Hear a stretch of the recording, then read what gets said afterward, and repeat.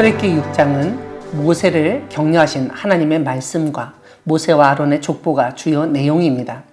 어제 출애굽기 5장에서 살펴본 것처럼 애굽 왕 바로는 히브리인들이 하나님을 섬기지 못하도록 강도 높은 노동을 시키고 고통당하게 합니다. 노동하는 사람들이 다른 생각을 하지 못하게 한 것입니다. 지금 어느 때인데 한가하게 신앙 타령을 하냐는 것입니다. 더욱 힘든 노동을 하게 된 사람들은 노예 해방과 이상적 나라를 꿈꾸게 한 모세를 눈의 가시처럼 여겼습니다. 모세가 오히려 자신들을 괴롭게 하였다고 불평하고 모세를 저주하였습니다. 이런 그들의 반응은 모세를 힘들게 하였을 것입니다.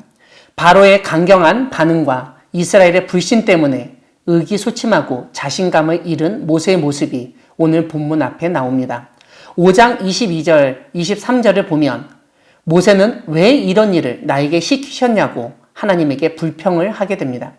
이러한 불평을 하는 모세에게 하나님은 다시 한번 나타나셔서 처음 말씀하신 것을 생각나게 하시고 새 힘을 불어넣으신 것입니다. 마치 호렙산에서 만나셔서 모세에게 사명을 주셨던 것처럼 다시 한번 소명의식을 불어넣으십니다. 오늘 본문에서 하나님은 모세에게 호렙산에서 하신 말씀을 다시 언급하십니다. 5절을 보면 하나님은 애굽 사람이 종으로 삼은 이스라엘 자손의 신음소리를 듣고 언약을 기억하셨다고 말씀하십니다. 그래서 애굽 사람의 무거운 짐 밑에서 빼내며 노역에서 건지시겠다고 약속하십니다. 이런 가운데 하나님은 모세에게 하나님의 이름을 알려주십니다. 조상들에게 나타났지만 그들에게는 알려주지 않은 이름 여호와라고 스스로 밝히신 것입니다. 오늘 본문 2절, 6절, 7절, 8절에서 나는 여호와라고 계속 반복하시며 말씀하고 계십니다. 이렇게 이름을 강조하신 것은 여호와라는 이름에는 함께 하시며 일하신다는 의미가 들어있기 때문입니다. 그런 여호와 하나님이 이스라엘을 노예 해방시키시고 출애굽시키시는 목적이 7절에 나옵니다. 다름 아니라 이스라엘을 여호와 하나님의 백성으로 삼고 여호와 하나님이 이스라엘의 하나님이 되고 이스라엘이 여호와 하나님이 그들을 애굽 사람의 짐 밑에서 구원한 분이신 줄 알게 하기 위함이라는 것입니다. 사랑하는 광야교회 성도 여러분, 우리 하나님은 우리가 마음이 상하고 낙심하고 있을 때 우리를 위로하시고 격려하시며 다시 한번 일할 수 있도록 도우시는 분이십니다. 출애굽기의 모세 못지않게 우리 역시 이 세상에서 살면서 주변 사람들에게 오해를 사고 미움을 받을 수 있습니다.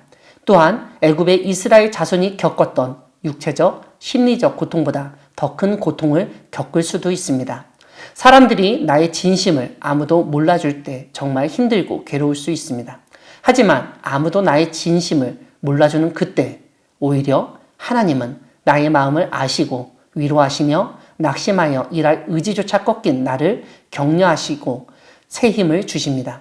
하나님은 애굽에서 노예 생활로 고통당하며 신음하고 있는 이스라엘 자손의 소리를 들으시고 그들을 구원하시고자 모세를 부르셨습니다.